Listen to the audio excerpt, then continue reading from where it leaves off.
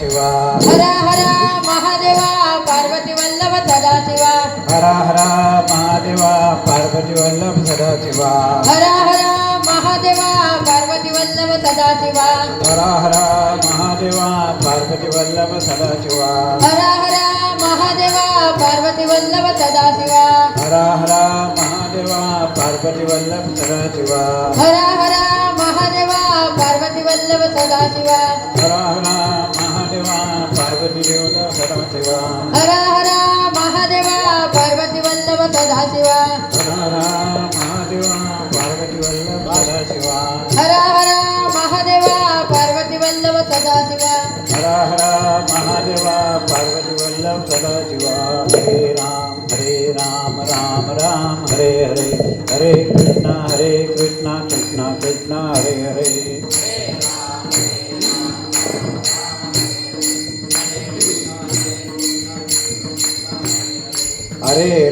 हरे राम राम राम हरे हरे हरे कृष्णा कृष्णा कृष्णा हरे हरे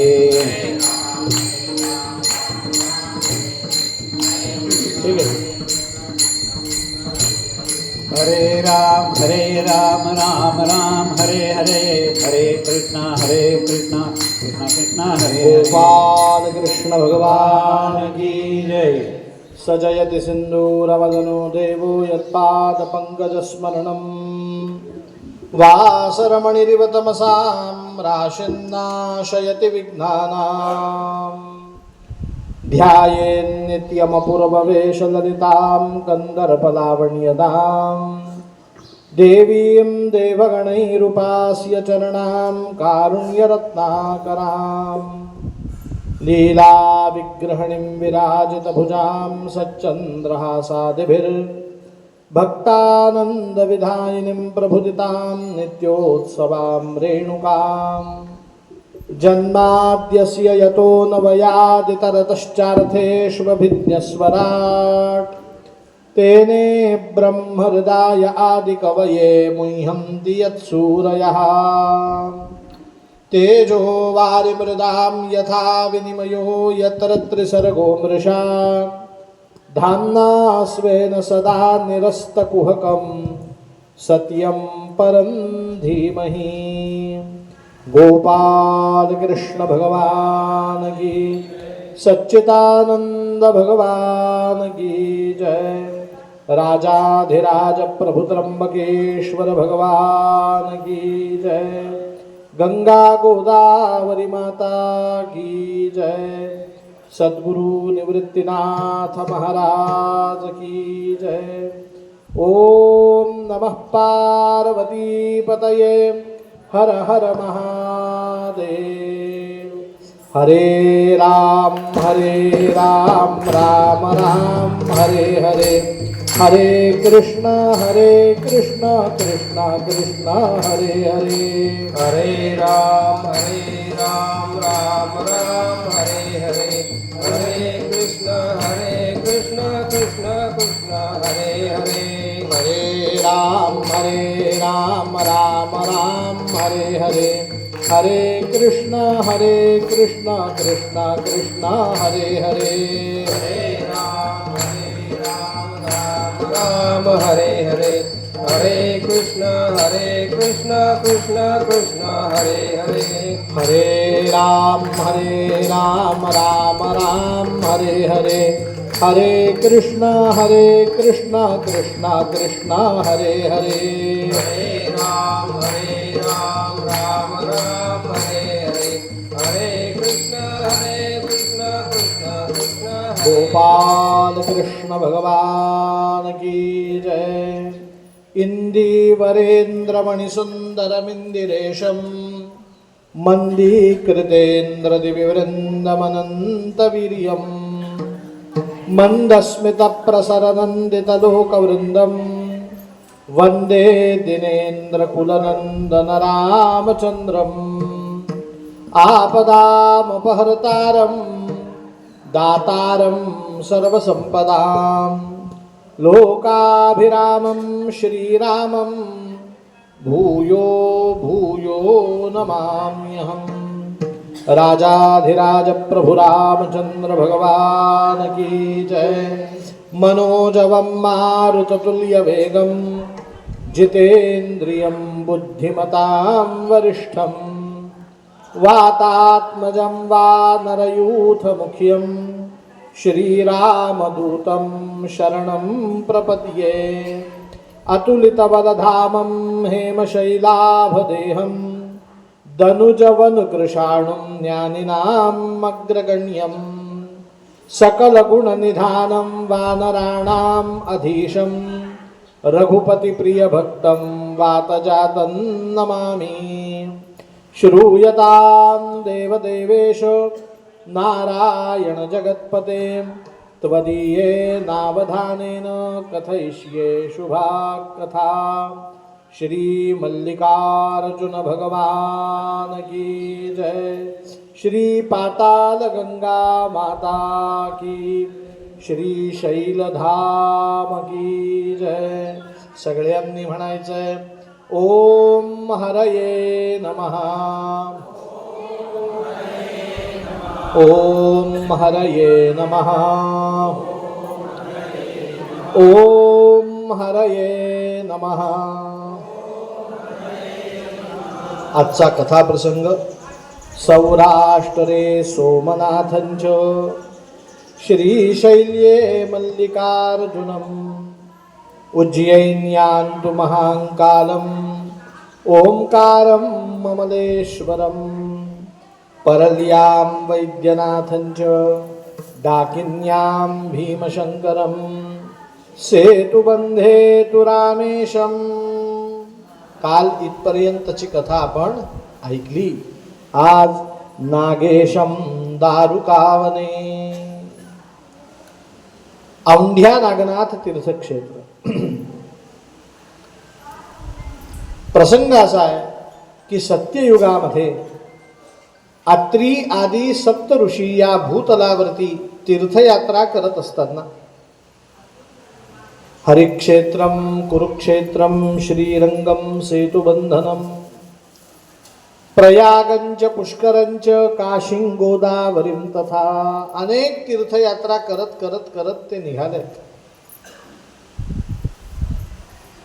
प्रातःकाळी तीर्थयात्रेला प्रारंभ करावा आणि संध्याकाळपर्यंत विविध तीर्थांना दर्शन देऊन कुठेतरी मुक्काम करावा, हा त्यांचा नित्य नियम।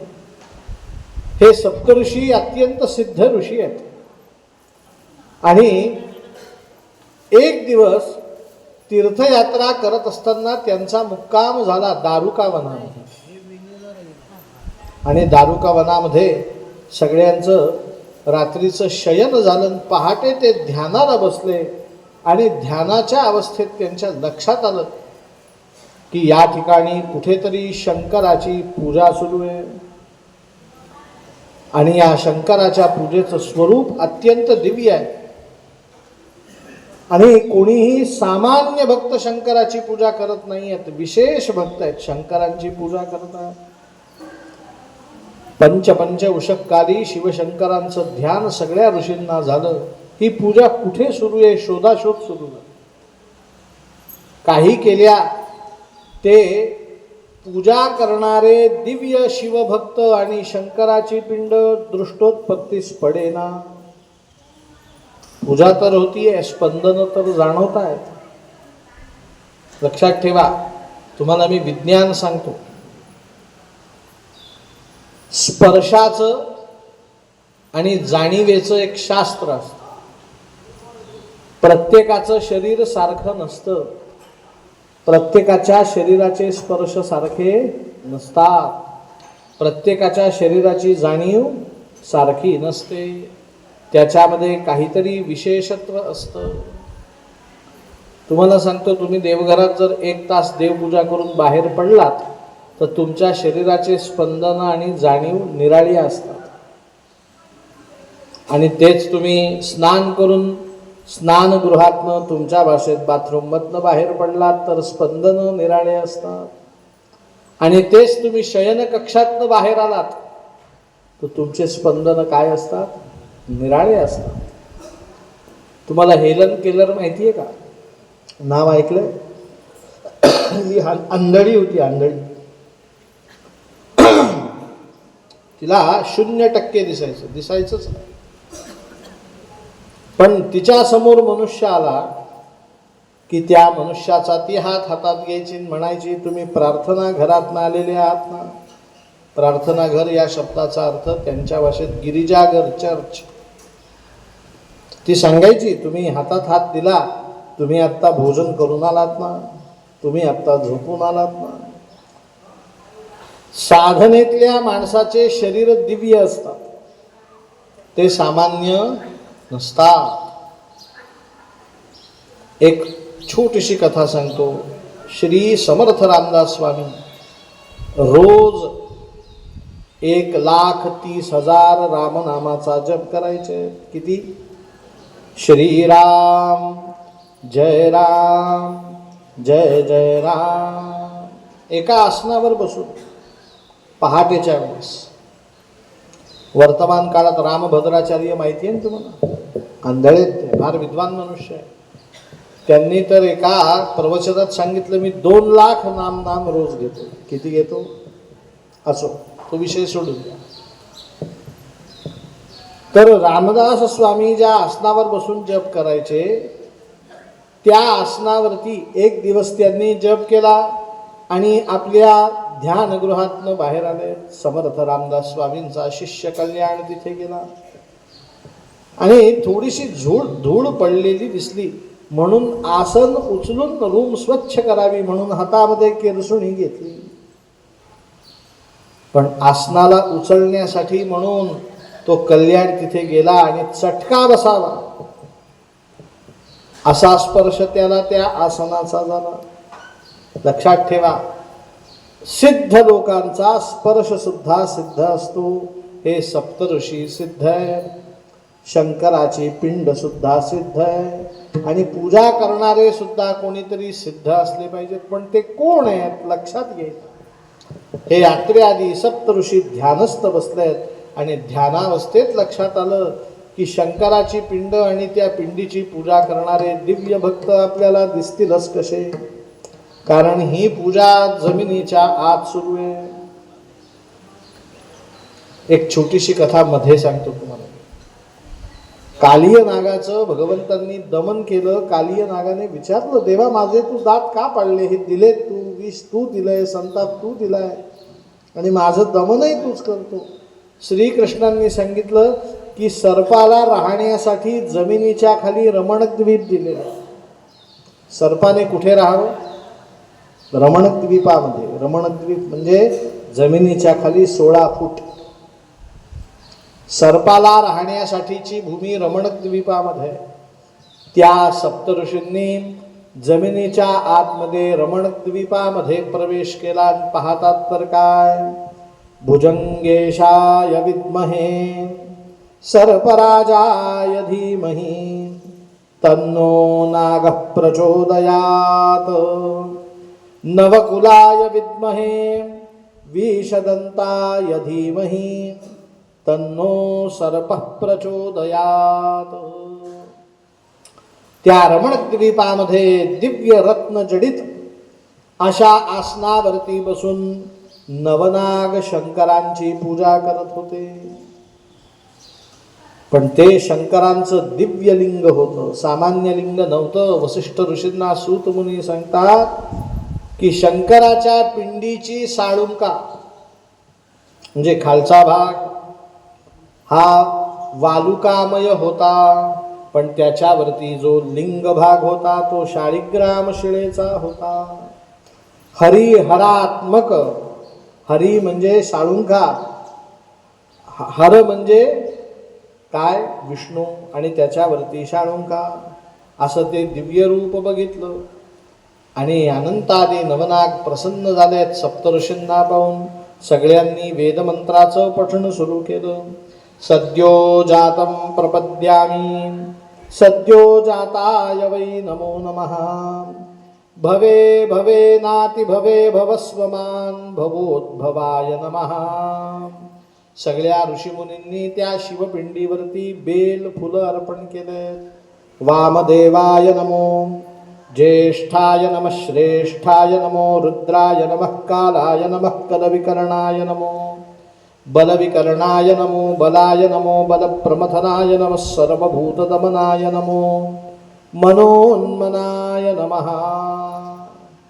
त्या अनंतादी नवनागांनी शंकरांची पूजा संपन्न केली.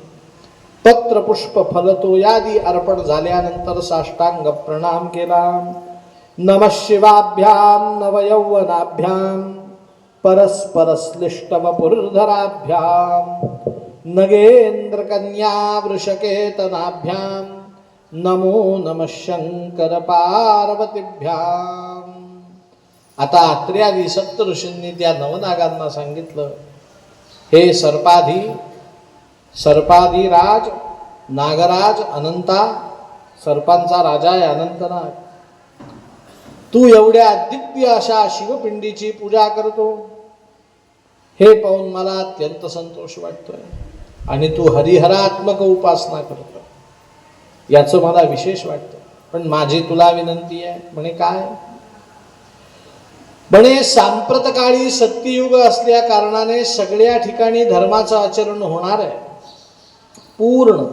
पण सत्ययुग संपलं, त्रेतायुग सुरू होईल, 1/4 धर्म नष्ट होईल. त्रेतायुगामध्ये 1/4 धर्म कमी होईल.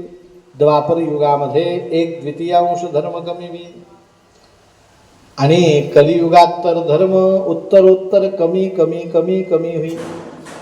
मग मनुष्याला मुक्ती कशी मिळणार?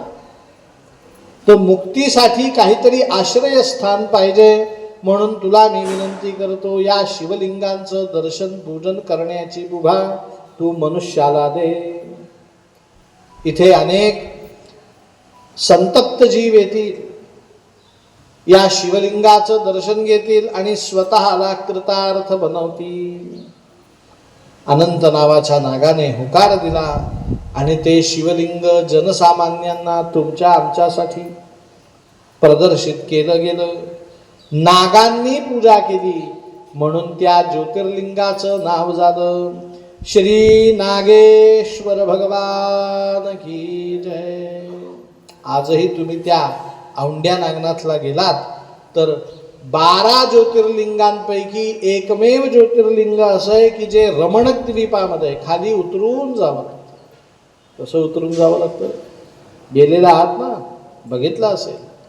त्या रमणक द्वीपामध्ये जाऊन अनंतादी नवनाग ज्या शिवलिंगाची पूजा करतात त्या शिवलिंगाचं आज तिथे दर्शन होतं.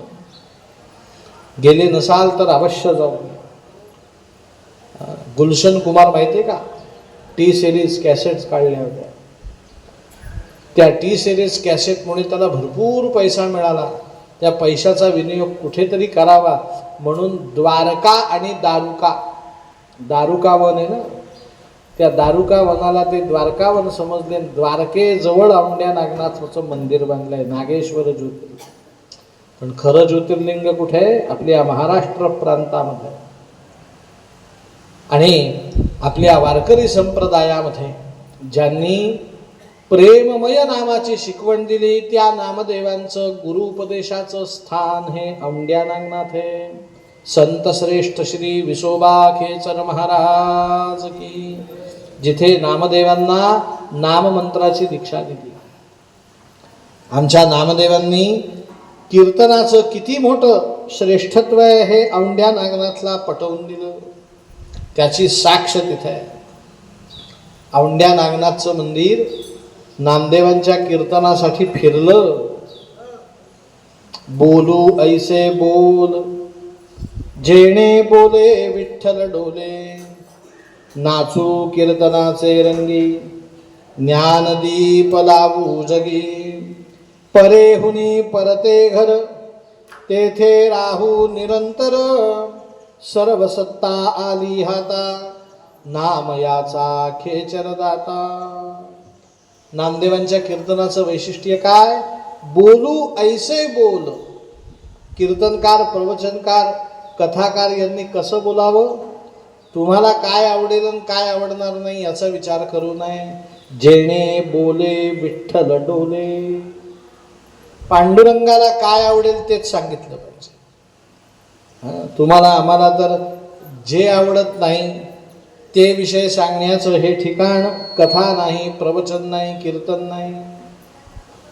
लक्षात ठेवा, औंढ्या नागनाथचं मंदिर नामदेवांनी का फिरवलं? कारण त्यांचं बोलणं पांडुरंगाला आवडत होतं. जेणे बोले विठ्ठल डोले, आणि त्या कीर्तनाचा परिणाम सर्व सत्ता आली हात. कोणापुढे हात पसरण्याची गरज नाही. अहो, मंदिर फिरवून दाखव. भाग्य फिरवणं काय मोठी बाब आहे. आजही ती ऐतिहासिक साक्ष त्या औंढ्या नागनाथला. भगवंत नागनाथाने तुमच्यावरती कृपा करावी आणि तुमचं दर्शन झालं नसेल तर ते लवकर घडावं, आणि झालं असेल तर ते परत परत घडावं अशी त्याच्या चरणी प्रार्थना करू. श्री नागेश्वर भगवान की जय. नागेशम दारुकावने वाराणस्याम तु विश्वेशम. एक दिवस जगदंबा जगज्जननी पार्वतीने शंकरांना सांगितलं, म्हणे महादेवा, तुमचे सगळे भक्त हे अत्यंत शिवोपासना करणार आहे. शिवोपासना करतात ते, पण तुम्हाला खरं सांगू का? म्हणे काय? म्हणे तुम्ही या कैलास पर्वतावरती राहतात, स्मशानामध्ये राहतात, तुम्ही भक्तांना सुलभ नाही, दुर्लभ आहात. लंकेमध्ये सोन्याच्या विटा, काय उपयोग आपल्याला? सुलभ झालं पाहिजे की. तुमचं दर्शन होणं खूप दुर्लभ आहे. कैलास पर्वतावरती कोण येईल?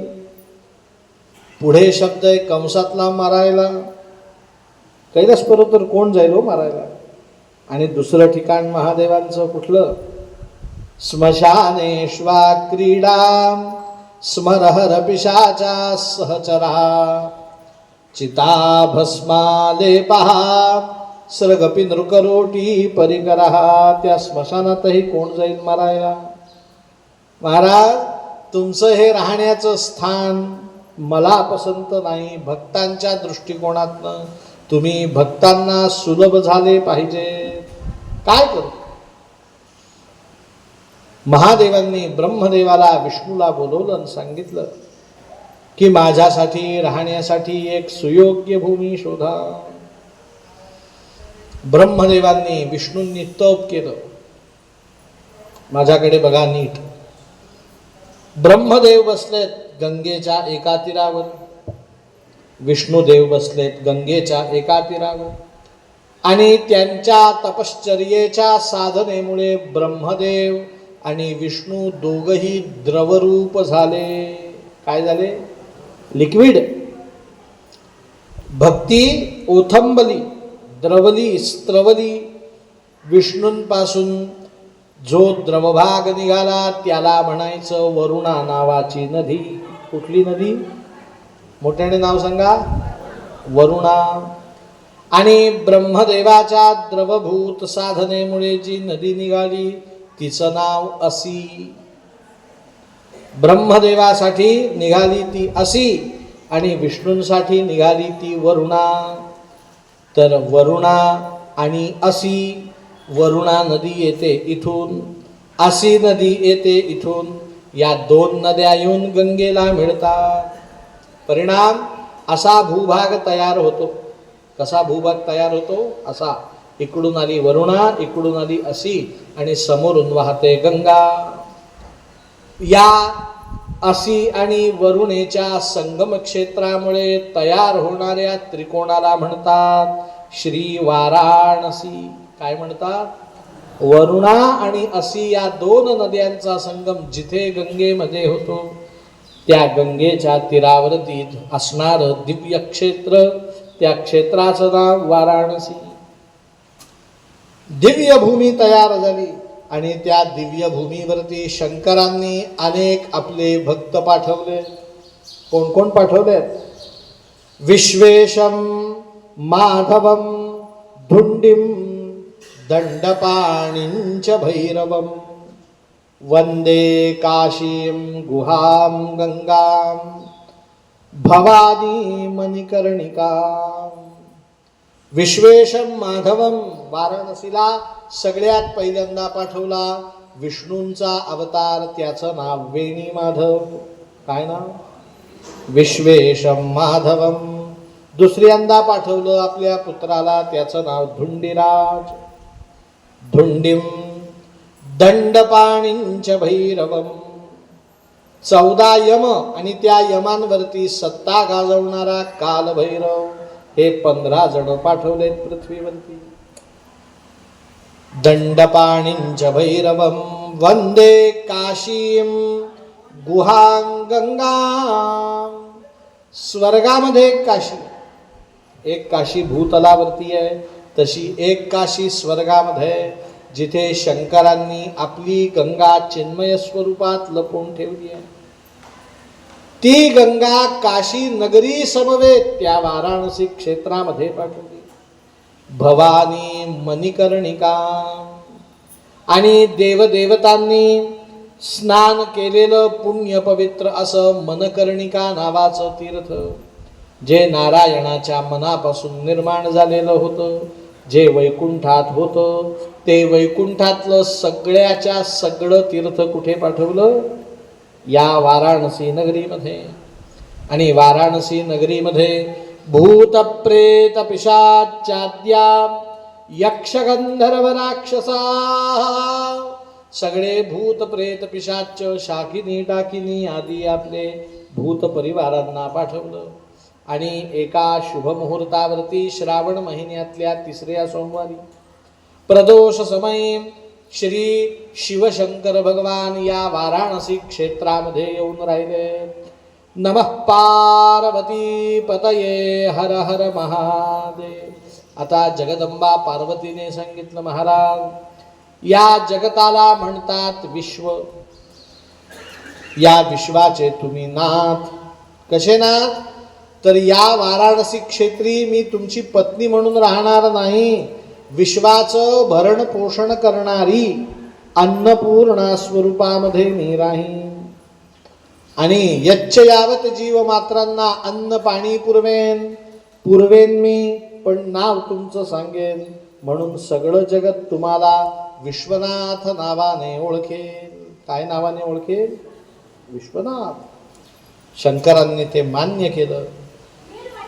आपल्या दक्षिण भारतामध्ये भक्तीचे 4ही आचार्य होऊन गेले. शंकराचार्य, निंबकाचार्य, रामानुजाचार्य, मध्वाचार्य. भक्ती जन्माला आली दक्षिणेत, पण जसे शंकर वाराणसीत मुक्कामी आले, वसिष्ठादी ऋषींना सुतमुनी सांगतात, मुक्तीचा जन्म झाला वाराणसी क्षेत्रात. मुक्तीचा जन्म कुठला?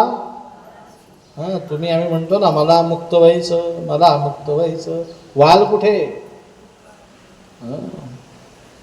तुम्हाला कधी वेळ प्रसंग आला तर काशीखंड नावाचा ग्रंथ मी सांगेन. त्या काशीखंड ग्रंथामध्ये सांगितलंय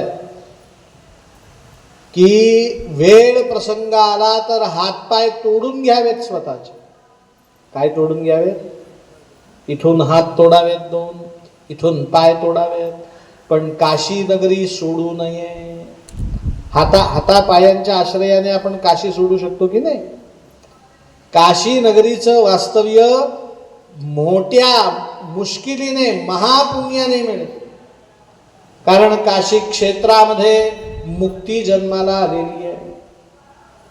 तुम्ही कुठल्याही तीर्थक्षेत्रावरती जा मोठ्या, तिथे आपल्या भारतातले श्रीमंत शेठ, आपण एखाद्याने खूप पैशाचा माज दाखवला तर आपण त्याला म्हणतो, हे तू काय स्वतःला टाटा बिर्ला समजतो का? म्हणतो की नाही? त्याच्यातले एक होते बिर्ला. त्या बिर्लांच्या जुनी गोष्ट आहे, 2 पत्नी होत्या. एकीचं नाव सुमती होतं, तिला दुर्दैवाने मुलगा झाला नाही, पण अर्धी संपत्ती तिला पतीने नावावर केली. आणि त्या पत्नीने त्या अर्ध्या संपत्तीचा विनियोग धर्मकार्यासाठी केला. आणि प्रत्येक तीर्थक्षेत्रावरती तिने मंदिर बांधले. ज्या तीर्थक्षेत्रावरती जे महत्त्व, त्या तीर्थदेवतेचं तिने मंदिर बांधलं. उदाहरणार्थ कुरुक्षेत्रावरती बिर्ला मंदिर आहे, गीता मंदिर. कुठलं मंदिर आहे? माहिती नाही. वृंदावनला बिर्ला मंदिर आहे, अर्थातच गोवर्धन दानीगिरीचं ते बिर्ला मंदिर आहे. तुमच्या कल्याणला बिर्ला मंदिर आहे, महाराष्ट्राचं आराध्य दैवत पांडुरंग आहे की नाही. इथे गोवर्धनाचं मंदिर बांधलं नाही, पण त्या बिर्लांनी वाराणसीला शंकराचं मंदिर बांधलं नाही, त्यांनी धर्मशाळा बांधली. आणि त्या धर्मशाळेचं नाव आहे मृत्यू मंदिर. काय नाव आहे? मी घरून फक्त अंगावरच्या कपड्यांनिशी तिथे राहायचं. कशासाठी? मरण्यासाठी. मला मरण येत नाही तोपर्यंत तिथे मी मुक्काम करायचा. वाराणसी क्षेत्रामध्ये ते मुक्ती क्षेत्र आहे. साक्षात शिवशंकर मुक्तिप्रदाता तिथे आहेत. पण मुक्ती मिळते कशाने? देवपूजा केल्याने मुक्ती मिळते, यज्ञयाग केल्याने मुक्ती मिळते, तीर्थयात्रा केल्याने मुक्ती मिळते. ज्ञानात मुक्तिमवाप्नोति. ज्ञान प्राप्त झाल्याशिवाय मुक्ती होत नाही. मग आपल्याला ज्ञान कसं प्राप्त होणार? म्हणून त्या वाराणसीच्या विश्वेश्वराच्या शिवलिंगाजवळ ज्ञानवापी नावाचं तीर्थ. कुठलं तीर्थ? नाव सांगा. दुर्दैवाने औरंगजेबाने ते तीर्थ बुजवून तिथे मशीद बांधली. पण आपल्या भारत सरकारने मशीद त्यांच्याकडे राहू दिली, ज्ञानवापी विहीर मुक्त केली. आजही ज्ञानवापी नावाची ती विहीर, जिथे दिव्य ज्ञान प्राप्त होतो अशी ती ज्ञानवापीची विहीर आजही मुक्त आहे. वाराणसी क्षेत्राचं अनन्य महत्त्व आहे. काशी खंडामध्ये सांगितलं आहे की कैलास पर्वत हे शंकरांचं वसतिस्थान आहे. स्मशान हे शंकरांचं क्रीडास्थळ आहे. पण वाराणसी हे तीर्थक्षेत्र भगवान शंकरांची आणि शिवभक्तांसाठीची शंकरांच्या वास्तव्यामुळे झालेली राजधानी आहे. काय आहे? राजधानी. या भूतलावरती असलेलं 10 अंगुळ मात्र शिवलिंग या विश्वेश्वराचं आहे. या विश्वेश्वराच्या शिवलिंगाचं वैशिष्ट्य आहे, विश्वेश्वराच्या शिवलिंगाचं दर्शन घेतलं रे घेतलं की मनुष्य मुक्तीचा अधिकारी होतो. एक वाक्य सांगतो आणि पुढची कथा सांगतो. आपल्या भारतवर्षाचा इतिहास जर शोधला तर भारताचा इतिहास खूप जुना आहे. आपली मूर्तीपूजेची परंपरा खूप जुनी आहे. याचे पुरावे फक्त काशीमुळे मिळतात. त्याच्यामुळे मिळतात वाराणसी क्षेत्रामुळे. या वाराणसी क्षेत्रामध्ये मूर्तीपूजा होत होती हे सिद्ध झालं. याचा अर्थ भारतातलं सगळ्यात जुनं वसवलेलं शहर म्हणजे कुठलं आहे? वाराणसी. भारताची राजधानी दिल्ली, तशी आर्थिक राजधानी मुंबई, तशी धार्मिक राजधानी कुठली आहे? श्री वाराणसी धाम की जय. श्री विश्वनाथ भगवान की जय. वाराणस्यान्तु विश्वेशम त्र्यंबकम गौतमी तटे. त्र्यंबकानि यस्य स त्र्यंबकः. ज्या ठिकाणी त्र्यंबकम ब्रह्म विष्णू रुद्र तिघही जण एकत्र वास्तव्य करतात.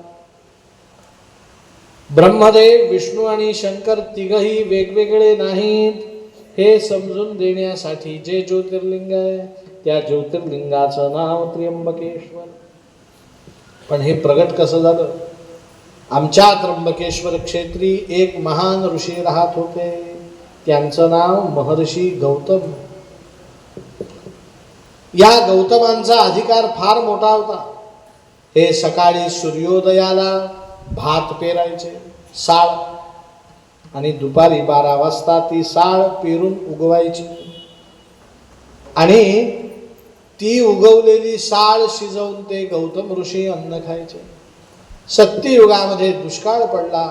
भारतवर्षातले सगळे ऋषी मंडळी अन्न फक्त गौतम ऋषींकडे, म्हणून गौतम ऋषींच्या आश्रमामध्ये आले. गौतम ऋषींनी स्वागत केलं.